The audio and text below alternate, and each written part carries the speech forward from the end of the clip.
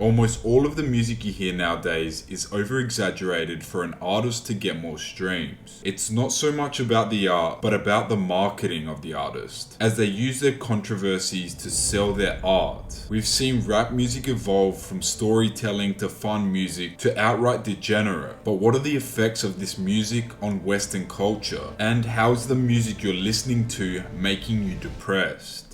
Rap music started in the 1970s and since has evolved drastically over the decades. In the 70s, rap originated from New York as DJs started isolating the percussion breaks of soul and disco songs. In the 80s, there was a rise of more gangster rap as the East Coast versus West Coast beef was prevalent. In the 2000s and 2010s, rap became more mainstream as rappers often collaborated with R&B and pop artists. But thought-provoking rap was on the decline. Due to this, we saw a rise in trap music, as well as a rise in drill music. In today's world, music is not just a form of entertainment, it's a cultural force that shapes our values, beliefs, and behaviors. However, not all music contributes positively to our society. Although the culture surrounding rap isn't inherently bad, as it has influenced things like clothing, sparking creativity, etc., but rap is mainly characterized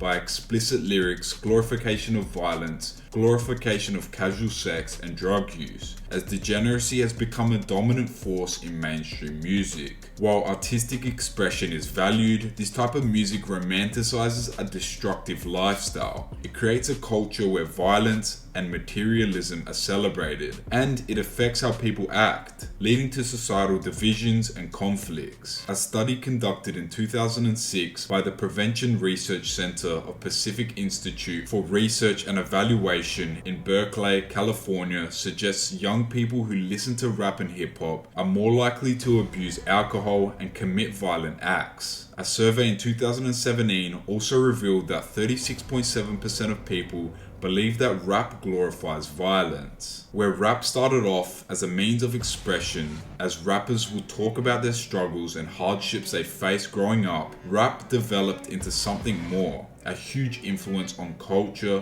encouraging young and impressionable people to attain that lifestyle by any means necessary. It's alarming how these messages can shape impressionable minds, as the words we listen to can have a bigger impact on our subconscious mind than most people realize. Although rap music might not be the only genre that influences our culture, to suggest that people only blame rap music for its negative influence on society and not actually address that it does have a negative influence on society is ridiculous. Just because there are reference to drugs, sex, and other sorts of hedonism in other genres doesn't mean they're equally as degenerate as rap. A post created by the University of New South Wales in 2016 found that 45% of US rap songs reference substance abuse, and subsequently a 2019 study linked the exposure of violent rap to increased aggression in listeners. With trap music becoming very popular in the early 2010s and drill music rising to popularity in the 2010s and early 20s, there's no doubt that these subgenres of rap will have a negative influence on the mind of the many who listen to it, especially the impressionable minds. Trap music is known to glorify a lifestyle centered around criminal activity, promoting drugs, casual sex, murder, and materialism, while drill rap is known for its aggressive lyrics and beats, depicting gang violence in an even more sinister way. And it could be said that this type of music, although it might sound good, can cause more harm than good,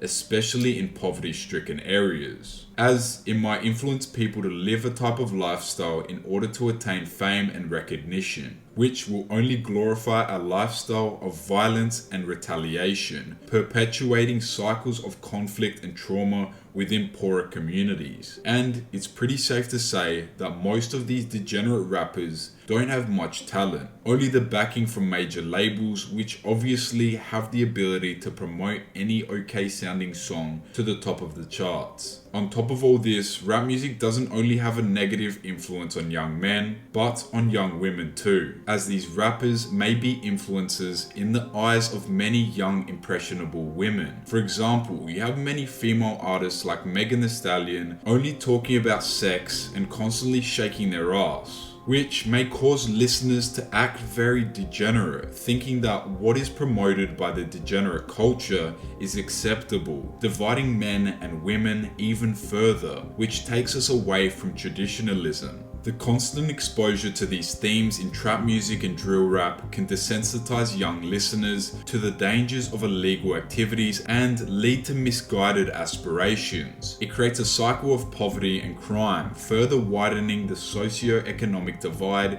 in our communities. Yeah, the music might get you fired up for the gym, but you feel brain dead after listening to it. Beyond the explicit content and divisive themes, degenerate music also undermines traditional values and erodes cultural unity, as modern rap music promotes individualism, materialism, and instant gratification. It takes us further away from community, morality, and discipline, all factors of a healthy society. While degenerate music may have a pervasive presence in today's media, we must recognize its detrimental effects and actively seek alternatives. And yes, I know the music might sound alright, but be aware of what you're listening to, because you have the ability and the choice to choose what music affects you on the subconscious level. Because if you only continue to listen to degeneracy, there's a high likelihood that you adopt that way of living into your own lifestyle.